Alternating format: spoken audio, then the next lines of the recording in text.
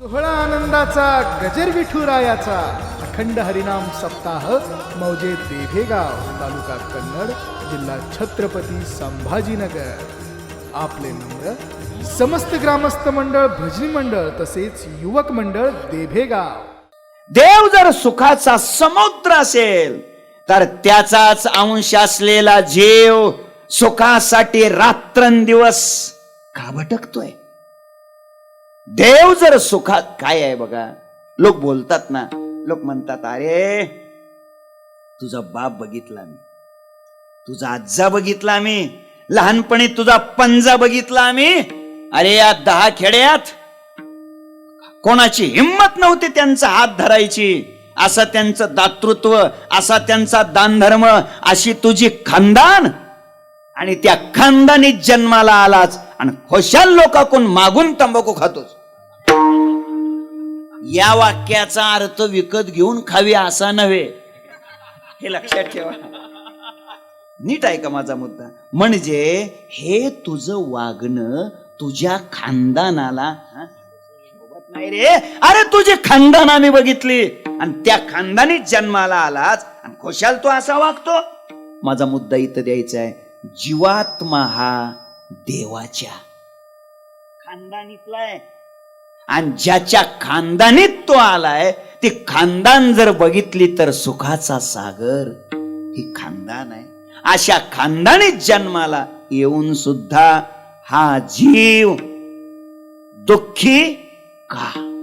परमपूज्य परमश्रद्धेय प्रातस्मरणीय वैकुंठवासी स्वानंद सुखनिवासी गुरुनाम गुरु सद्गुरु जोग महाराज यांच्या कृपेने परमपूज्य परमश्रद्धेय प्रातस्मरणीय थोर संत महापुरुष सद्गुरु गंगागिरीजी महाराज यांच्या अनुकंपेने परमपूज्य परमश्रद्धेय प्रातस्मरणीय थोर संत ब्रह्मलीन सद्गुरु नारायणगिरी यांच्या आशीर्वादाने परमपूज्य परमश्रद्धेय रामगिरीजी महाराज यांच्या मार्गदर्शनाने परमपूज्य परमश्रद्धेय वंदनीय ज्ञानदासजी महाराज यांच्या पवित्र उपस्थितीमध्ये परमपूज्य परमश्रद्धेय महंत हरी शरणजी महाराज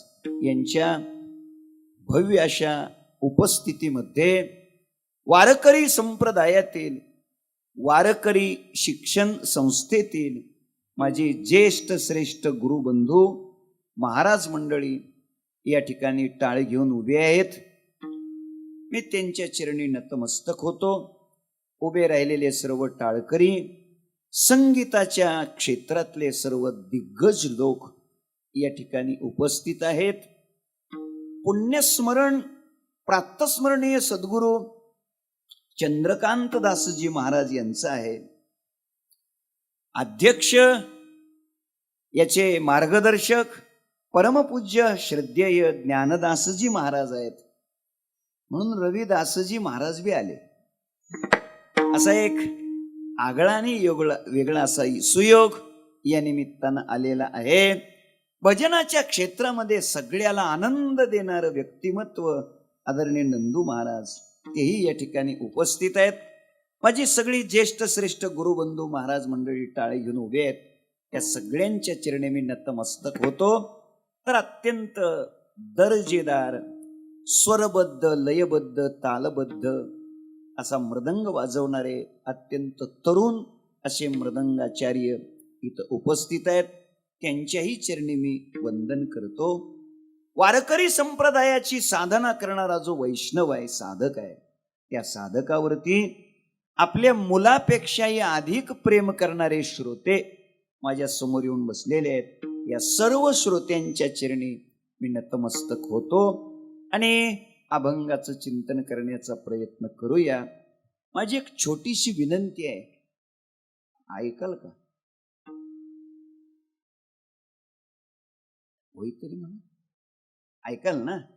विनंती एवढीच आहे, ज्यांचं वय 20 आहे ते 40, 20 ते 40 या वयोगटातले जे जे कोणी या दोरीच्या पलीकडे बसलेले आहेत त्यांना माझी हात जोडून विनंती आहे, ज्यांच्या ज्यांच्या गळ्यामध्ये टाळ नाही असे मागे जे उभा राहिलेले आहेत त्या सगळ्यांना माझी कळकळीची विनंती आहे, माझ्या समोर येऊन बसा. हे अंतर खूप पडलंय हो, इथं इथं इथं इथं असे 20 ते 40.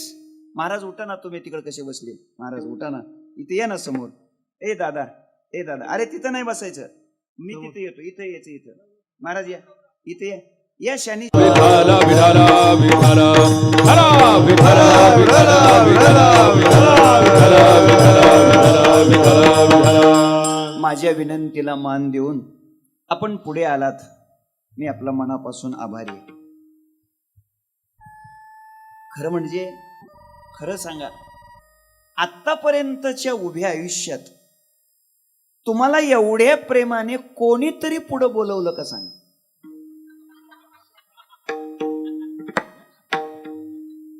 उलट तुम्ही जर पुढे येऊन बसलेला असाल तर आतापर्यंत बऱ्याच लोकांनी तुम्हाला माग ढकललं असेल, बरोबर?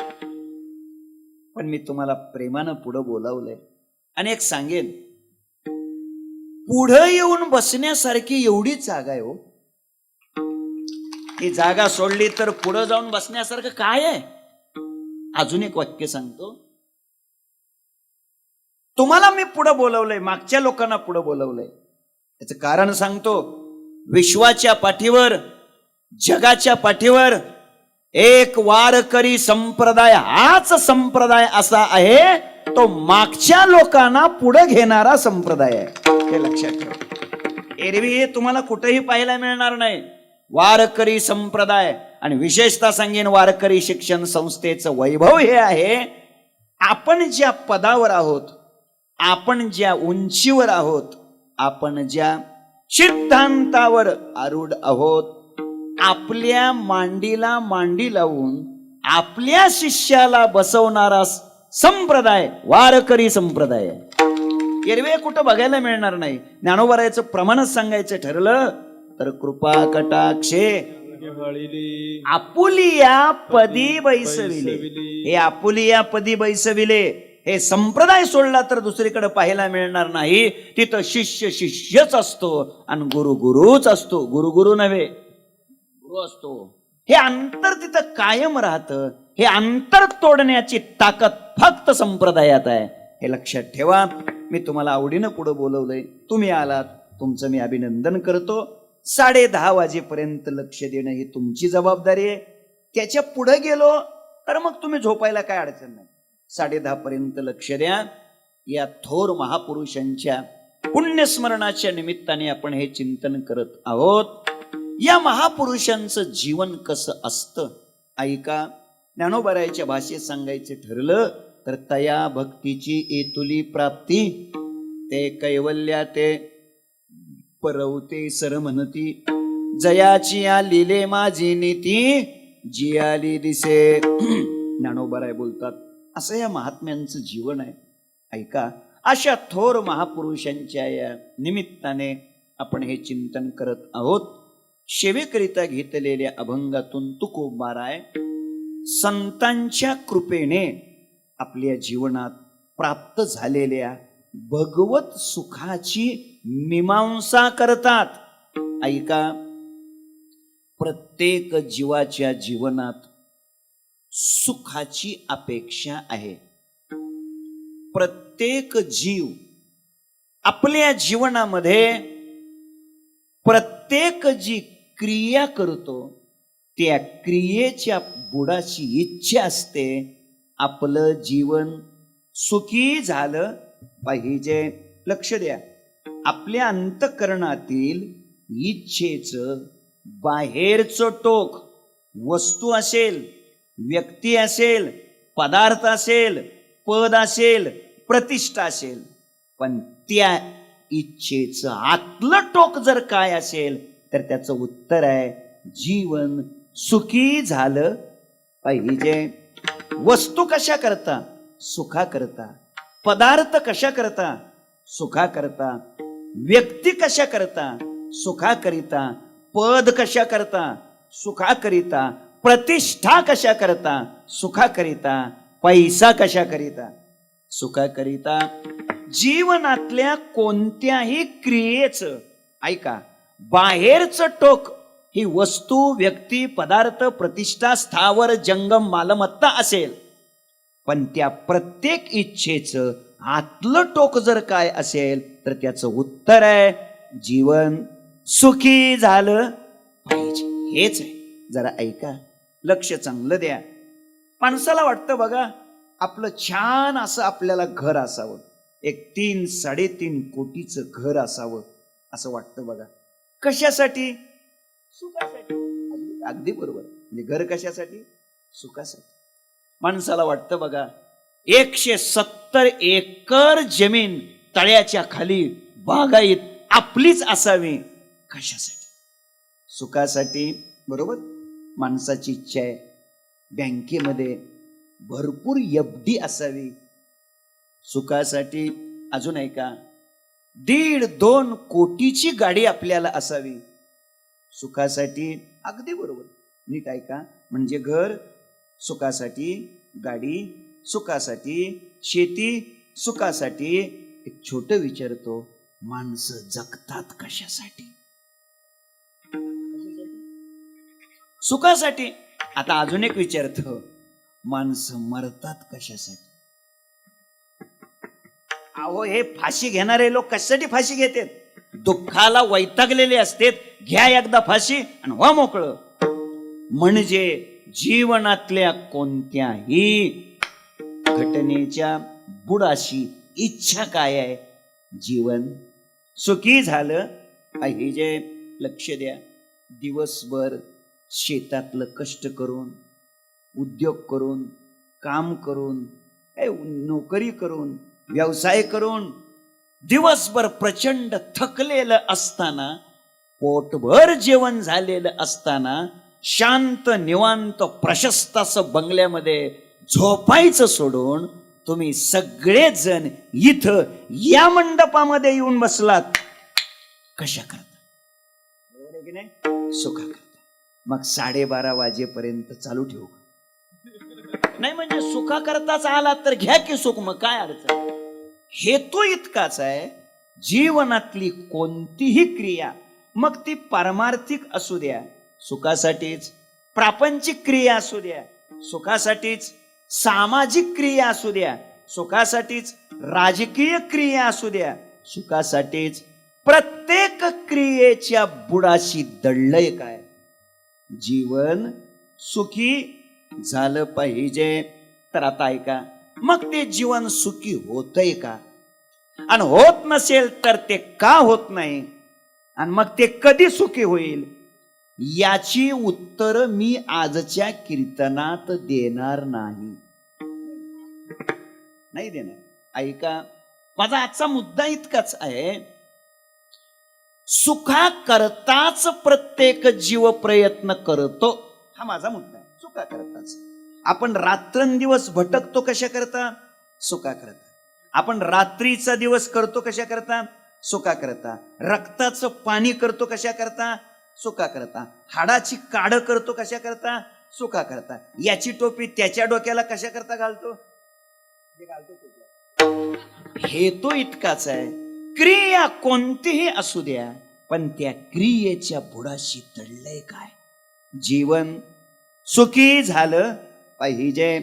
तर मग जरा ऐका, सुखासाठी भटकणारा, प्रयत्न करणारा, तडफडणारा, तळमळणारा, हिंडणारा जो जीव आहे, तो जीव सिद्धांतामध्ये, तत्वज्ञानामध्ये तो जीव परमात्म्याचा, भगवंताचा काय आहे? काय आहे? अंश आहे. अंश. बरोबर. अंश. ममैव अंशो जीवलोके जीवभूत सनातनः मनःषष्ठानि इंद्रियाणि प्रकृतिस्थानी कर्षति. ज्ञानोबरायची भाषा आहे. हा परमात्माची परी दुसरा. चांगला आहे का? सुखासाठी प्रयत्न करणारा जीव हा देवाचा, भगवंताचा काय आहे? अंश आहे. अंश. आता ऐका, जीवात्मा भगवंताच्या किती जवळ आहे, किती जवळ आहे. ती जवळीकता सांगताना तुकोबाराय बोलतात,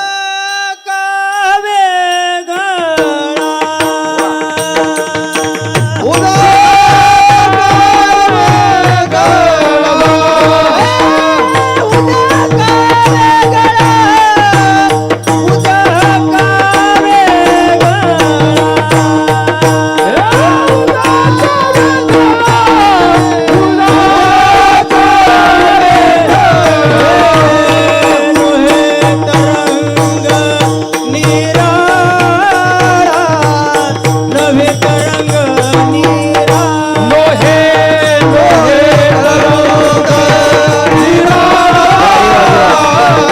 लोहे तरंग निराळा काले गळा नवे तरंग निराळा नवे तरंग निराळा नवे तरंग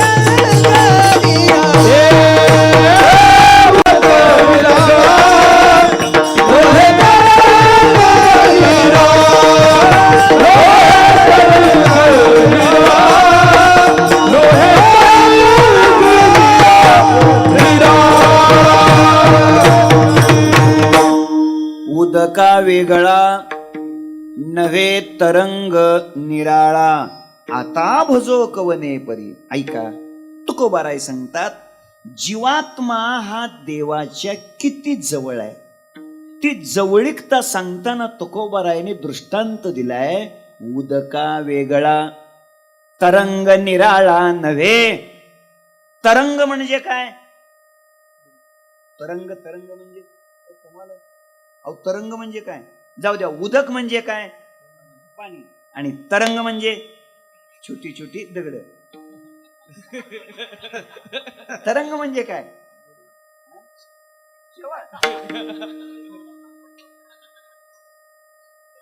तरंग तरंग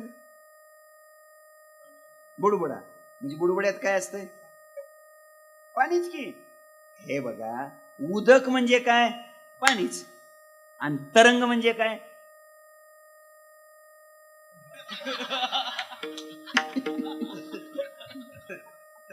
लहर तर आलेली नसली म्हणजे बरं. लक्ष द्या जरा. चांगला आहे का? चांगला आहे का? हे तुम्हाला म्हणायचंय, तुमच्या लक्षात बी आलंय, फक्त नेमकं म्हणताय नाही तुम्हाला. ऐका कसं असतं. उदक आणि तरंग वस्तू दोन का वस्तू एक? दोन. कशी काय दोन वस्तू? उदकात काय असतं? पाणीच. आणि तरंगात काय असतं? पाणीच असतं ना. मग कसं? मग उदक आणि तरंग वस्तू दोन झाल्या का एक? एक. आणि नावं किती झाली? असं कधी होतं मग? वस्तू तर एकच आहे पण नावं किती झाली? दोन. तर आता ऐका हे कधी घडतं?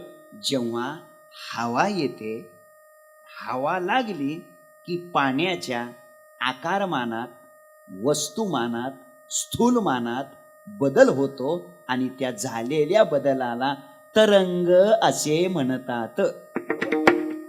अगदी तसं शुद्ध निखळ चैतन्य ब्रह्म तत्व याला मायेची हवा लागली की त्याच्यात बदल होतो आणि झालेल्या बदल होई जेते मायोपादी शिव होई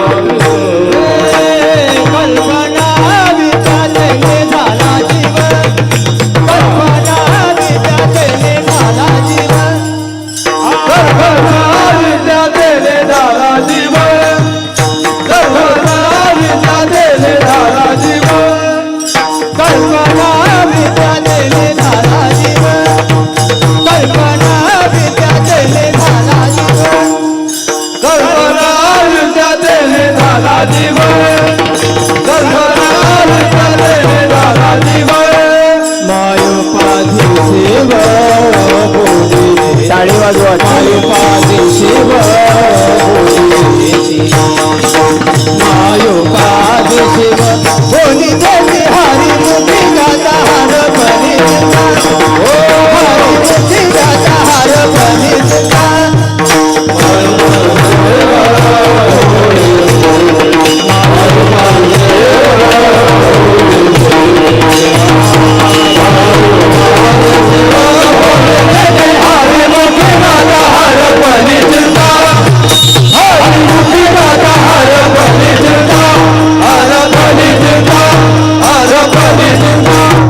कल्पना अविद्या तेने झाला जीव मायोपादी शिव बोली जेती मायेची हवा लागली की त्याला नाव ईश्वर येतं. कल्पना अविद्येची हवा लागली त्या शुद्ध निकळ चैतन्याला की त्याला नाव जीव येतं.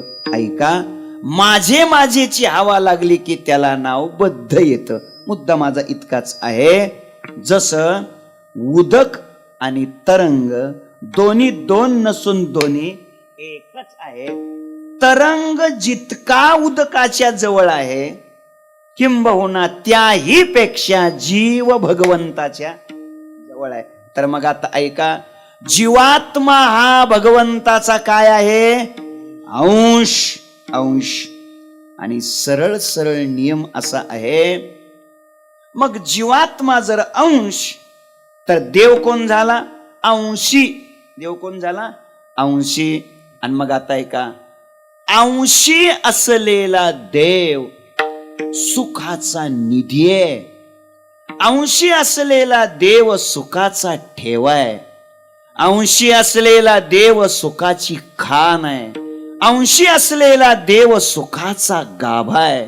अंशी असलेला देव सुखाचा आगर आहे. अंशी असलेला देव सुखाचा सागर आहे. सुखाचा निधी सुख सागर जोडला. लक्ष द्या, प्रमाणात सगळीच पाठ आहे. सर्व सुखाचे आगर. ऐका ऐका, आनंद आद्वय नित्य निरामय जे का निज ध्येय योगियांचे ते हे समचरण साजिरे विटेवरी. किंवा परमात्मा हा सुखरूपाईशे कोण तुझे सांगा माझ्या पांडुरंगा सारिखे ते. किंवा यो वै भूमा तत्सुखम नाल्पे सुखम असती. मुद्दा इतकाच आहे, भगवान परमात्मा हा सुखाचा काय आहे? सागर आहे. आणि त्याचाच अंश कोण आहे? अंश कोण आहे? जीव. जीव. मग जर अंशी असलेला देव सुखाचा सागर आहे, तर त्याचाच अंश असलेला जीव दुःखी का? काय कारण आहे? ऐकताय ना तुम्ही? लक्ष द्या जरा. देव हा सुखाचा सागर आहे. सागर. 2 महिने जर पाऊस नाही आला, 2 महिने, तर वाहणारा ओढा काय होतो? आटतो. 4 महिने पाऊस नाही आला तर वाहणारी नदी आटते. आटते. 4 वर्ष पाऊस नाही आला तर धरण आटत. 12 वर्ष पाऊस नाही आला तर समुद्र.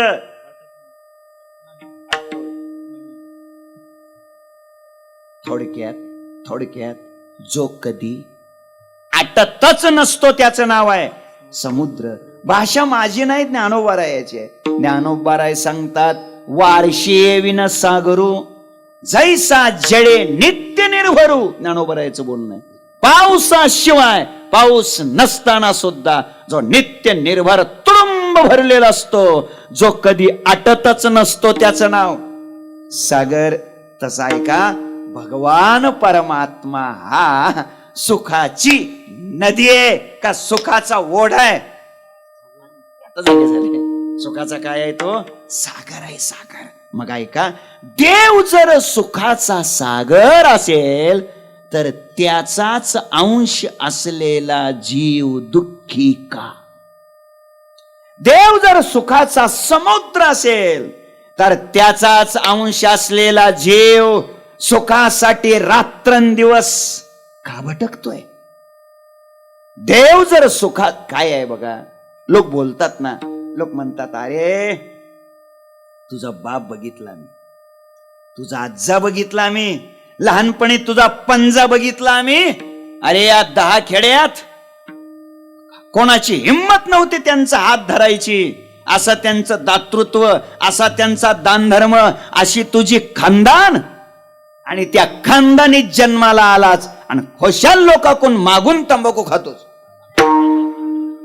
या वाक्याचा अर्थ विकत घेऊन खावी असा नव्हे, हे लक्षात ठेवा.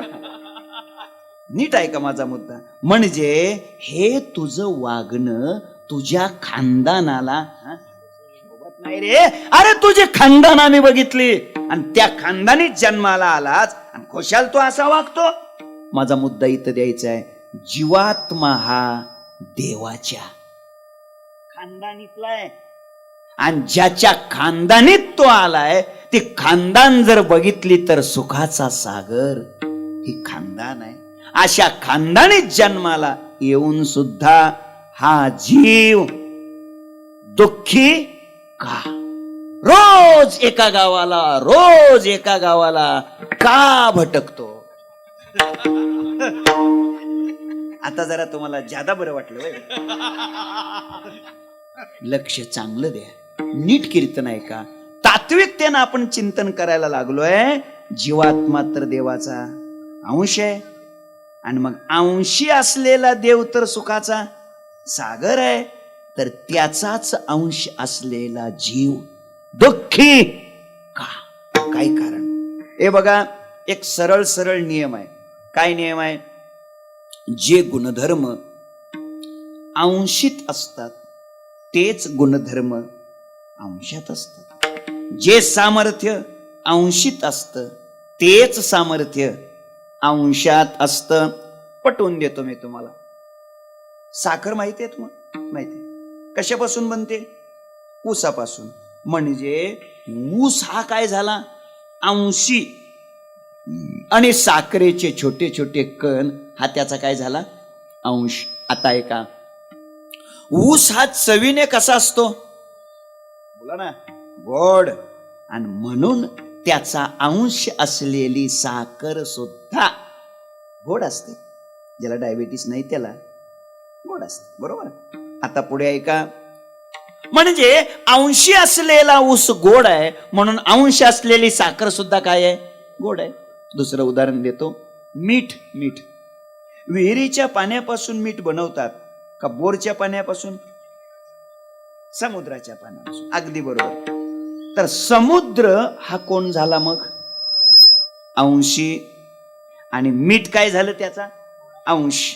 अंशी असलेला समुद्र चवीने खारट आहे आणि म्हणूनच त्याचा अंश असलेलं मीठ सुद्धा झालं. तिसरी गोष्ट सांगतो. आकाशामध्ये भगवान सूर्यनारायण असतात, तेजस्वी, प्रकाशमान, बरोबर? त्यांची हजारो किरण पृथ्वी तलापर्यंत येऊन पोहोचतात. भगवान सूर्यनारायण अंशी आहेत आणि त्यांची हजारो किरण अंश आहे. आता अंशी असलेले भगवान सूर्यनारायण तेजस्वी, प्रकाशमान, दाहकता, बरोबर? म्हणून त्याचा अंश असलेली किरण सुद्धा कशी असतात? शांत, शीतल, थंड असतात. सूर्याची किरण शांत, शीतल, थंड असतात. असे असतात होय. मग तुम्ही इतके थंड कसे?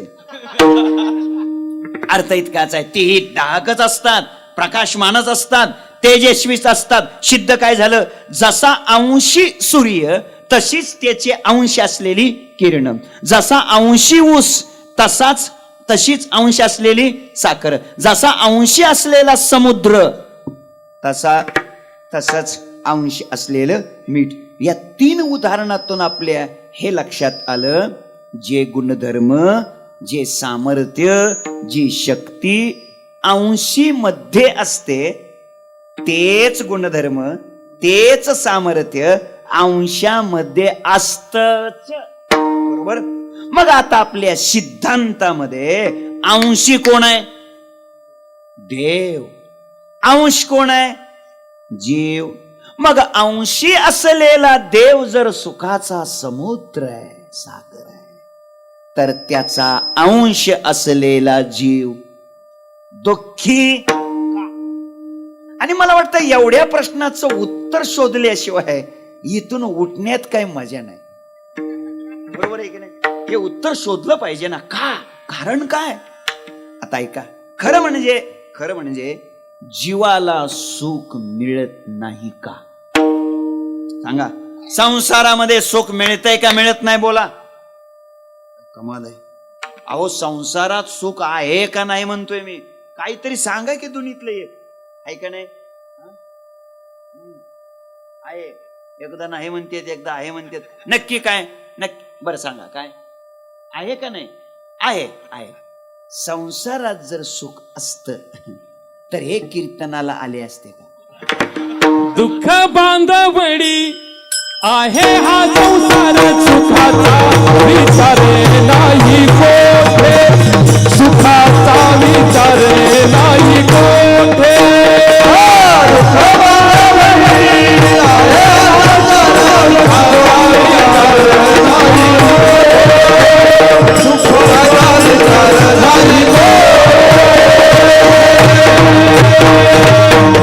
दुःख बांधवडे आहे. कीर्तन झाल्यावर कुठं जाणार आहे?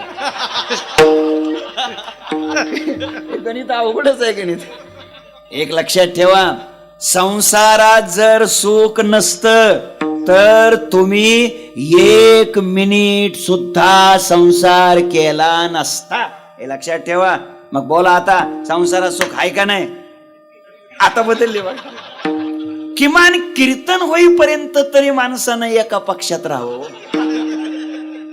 तर उत्तर देतो, संसारामध्ये सुख आहे आहे, फक्त थोडं आहे. सुख पाहता जवा पाडे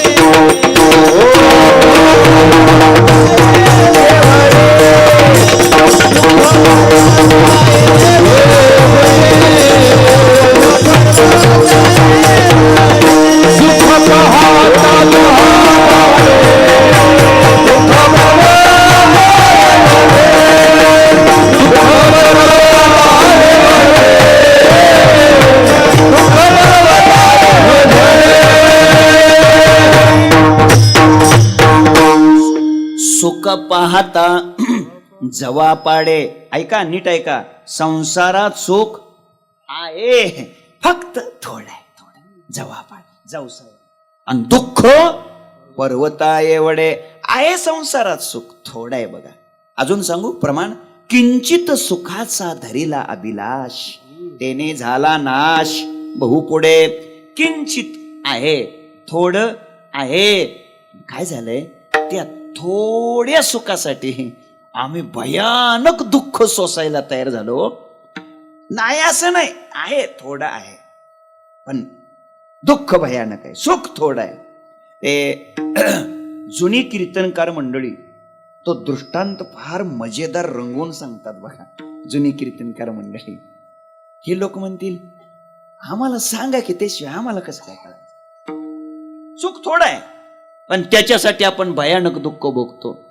एक मनुष्य होता, त्याच्या पाठीमाग वाघ लागला. कोण? वाघ आडनावाचा माणूस नव्हे, वाघ वाघ. आता वाघ पाठीमाग लागल्यानंतर मनुष्य पूर्व दिशेला पळेल का दक्षिण दिशेला पळेल? जिकडे रस्ता दिसेल तिकडे पळेल. अगदी बरोबर. तसा सायरा पळेल का सायराट पळेल? बरं चला. आणि मग काय, वाघ माग लागला, वाघ माग लागला. आता काय करावं? समोर त्याला एक विहीर दिसली. त्याला वाटलं पोहता येत होतं. चला म्हटलं आपण विहिरीत उडी टाकू, पोहू, वाघाच्या तावडीतून जीव वाचू. विहिरीच्या काठावर गेला, उडी टाकणार. बघतोय तर 8 परस विहीर कोरडी, पाण्याचा थेंब नाही. 2012चा काळ, दुष्काळ होता 2012ला, भयानक. कोरडी आणि आत विहिरीमध्ये एक भला मोठा नाग असा फणा काढून. आता काय करा? विहिरीत उडी टाकावी तर खाली नागोबा, विहिरीच्या काठावर उभं राहावं तर आता काय करावं?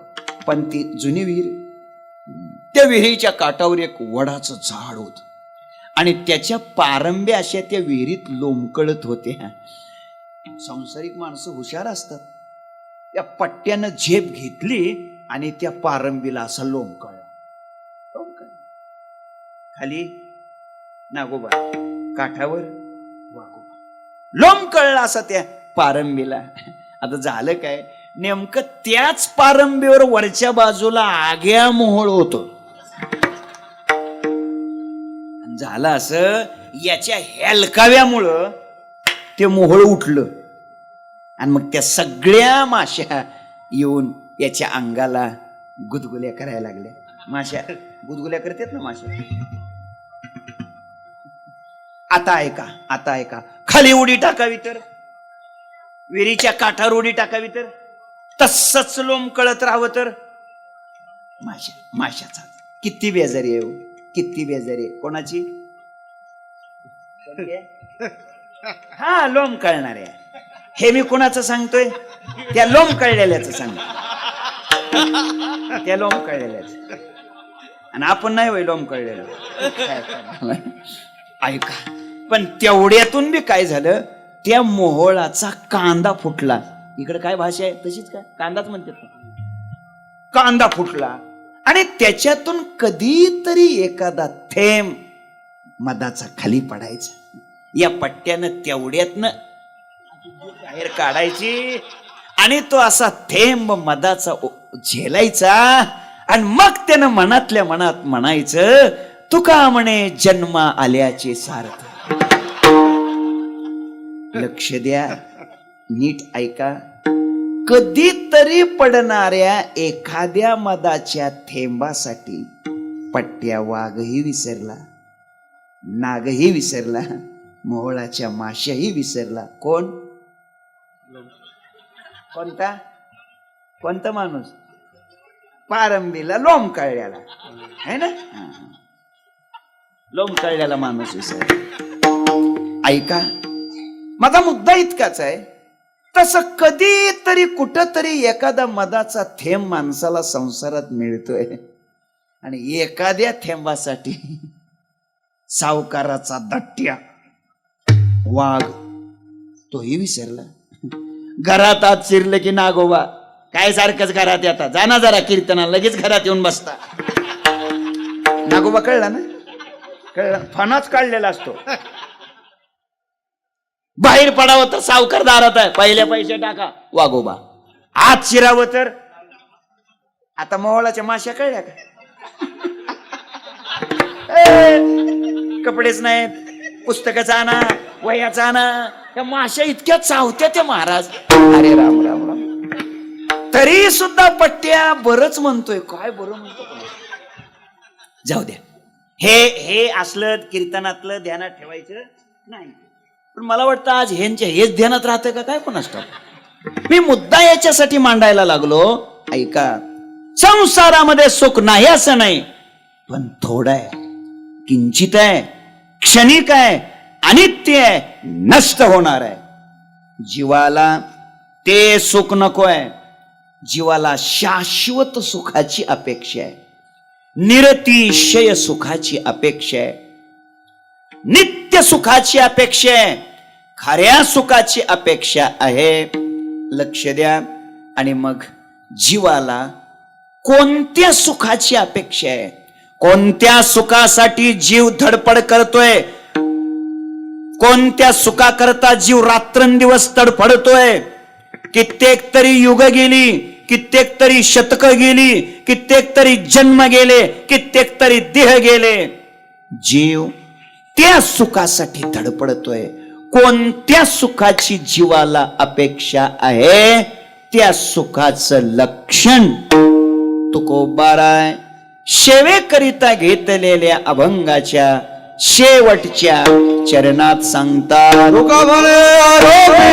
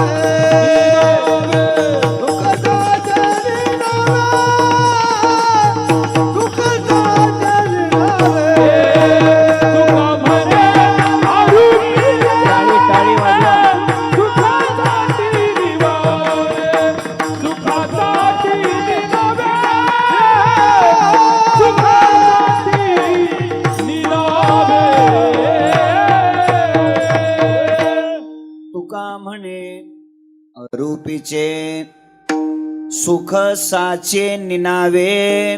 लक्ष द्या, कोणत्या सुखाची जीवाला अपेक्षा आहे त्या सुखाचं लक्षण शेवटच्या चरणामध्ये सांगितलं. आपण मुद्दाम शेवटच्या चरणामध्ये प्रवेश केलेला आहे. लोकांना थोडासा धीर येतो. झालं भाऊ, आता महाराज शेवटच्या चरणात आले, असं थोडं बरं वाटतं. आता असा धीर देऊन मग बाकीचे चरण सांगायचे. लक्षण काय सांगितलं बघा. तुका म्हणे साचे काय नाही, तुका म्हणे अरूपीचे सुख साचे निनावे. अरूपीचे 1, निनावे 2, साचे 3. म्हणजे काय, ज्याला रूप नाही, ज्याला नाव नाही आणि जे सत्य आहे ते सुख आम्हाला पाहिजे. लक्ष द्या, रूप नसलेलं, नाव नसलेलं, सत्य असलेलं काय असतं? सुख असतं. पुढं आहे का, रूप नसलेलं, नाव नसलेलं काय असतं? सत्य असतं. आणि जे रूपरहित आहे, नावरहित आहे, सत्य आहे ते सुखच असतं. आणि पुढे आहे का, जे रूपरहित असतं, नावरहित असतं, सत्य असतं आणि सुख असतं ते दुसरं तिसरं कोण नसून तो प्रत्यक्षात भगवानच असतो. रंग नाही रूप नाही छाया. रंग नाही रूप नाही नहीं रूप नहीं वर्ण छाया. रंग नहीं रूप नहीं वर्ण छाया.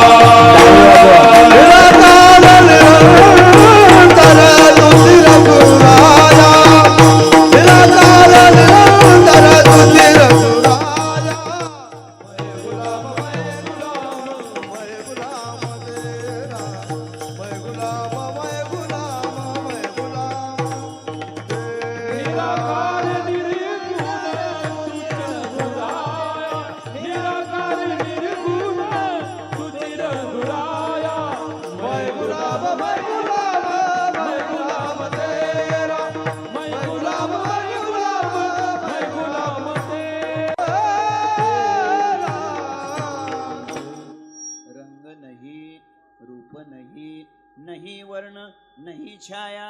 अर्थात जे रूपरहित आहे, नावरहित आहे आणि जे सत्य आहे त्याला सुख म्हणा. ऐका, रूप आणि नाम हे दोन्ही अंश मायेचे आहेत. नाम रूपात्मकम जगत असं म्हटलंय आणि सच्चित सुखात्मकम ब्रह्म असं म्हटलंय. ऐका, अस्ति भाती प्रिय हे 3 ब्रह्माचे अंश आहेत. नाम आणि रूप दोन्ही मायेचे अंश आहेत. जे नाम रहित आहे, जे रूपरहित आहे आणि जे सत्य आहे ते आम्हाला पाहिजे. आणि मग रूप नसलेलं, नाव नसलेलं आणि खरं असलेलं दुसरं तिसरं काही नसतं. तो केवळ परमात्माच आहे आणि ते सुख आम्हाला पाहिजे. मला वाटतं हे साचे, अरूपीचे आणि निनावे हे 2-3 शब्द उगीच आपल्या डोक्याला जर तकलीफ करत असतील, लोक म्हणत असतील हे चांगलं कीर्तन करता करता यांना मध्येच काय झालं, कदाचित आपल्याला असं वाटत असेल तर याचं मी थोडं सोप्या शब्दात वर्गीकरण करतो. प्रत्येक जीवाला कोणत्या सुखाची अपेक्षा आहे तर ऐका, 2 प्रकारात वर्गीकरण करतो. प्रत्येकाला असं वाटतं आपल्याला मिळणारं सुख खरं असलं पाहिजे, बरोबर. आणि दुसरी एक अपेक्षा आहे माणसाची, आपल्याला मिळणारं सुख कायम टिकलं. म्हणजे आपल्याला मिळणारं सुख, कोई वाचते बघ, आपल्याला मिळणारं सुख हे टिकाऊ असावं, टाकाऊ नसावं, बरोबर. 2 प्रकारची अपेक्षा आहे सर्वांचीच. पहिली अपेक्षा काय आहे? आपल्याला मिळणारं सुख खरं खरं असलं पाहिजे. खरं पहिली अपेक्षा. पटवून देतो, गृहीत धरा. कीर्तन संपल्यानंतर तुम्हाला प्रत्येकाला मी 1,000 रुपयाची नोट देणार आहे.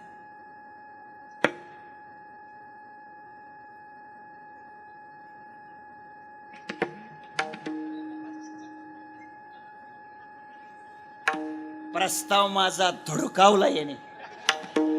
काय महाराज, ते बंद पडलेली, चलनात न चालणारी, बाद झालेली खोटी नोट कशाला द्या? बरोबर. फार तर हे म्हणतील 1,000ची खोटी नोट देण्यापेक्षा 100 रुपयाची पण खरी द्या. म्हणजे सिद्ध काय झालं? सिद्ध हे झालं, आपल्याला मिळणार खरं असलं पाहिजे. झालं.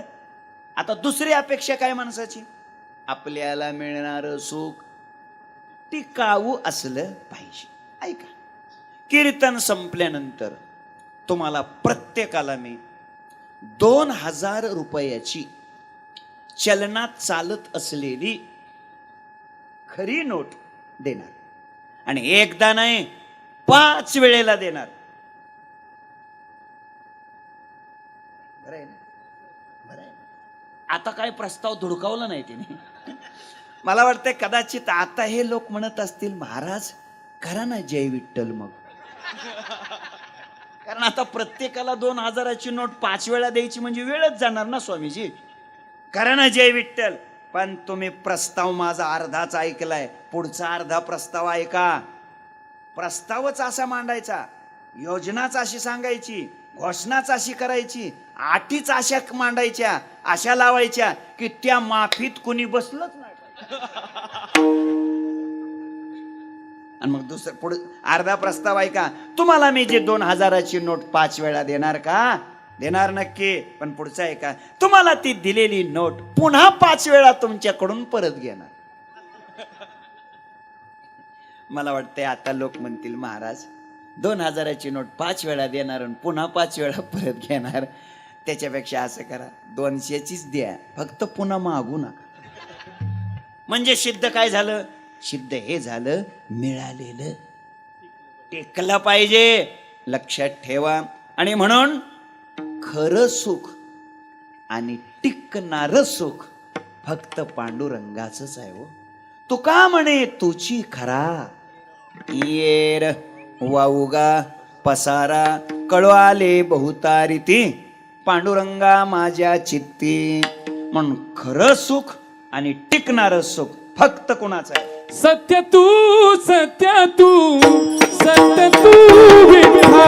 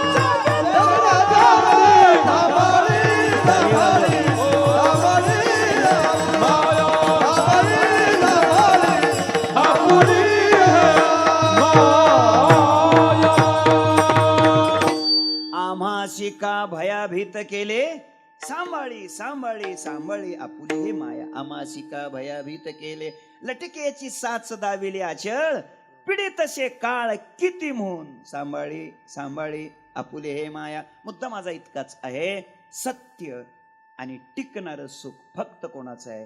देवाचंच आहे.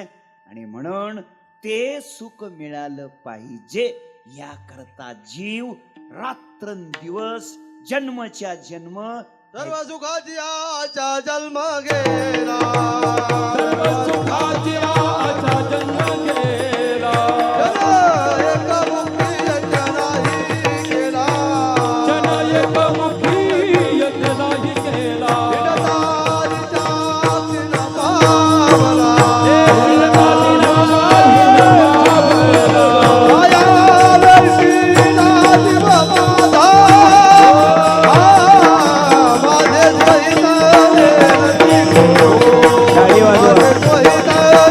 नदी कोणी माझ्या लेकीला जीव माझा हो माझे सहित नक्की कोणी नक्की कोणी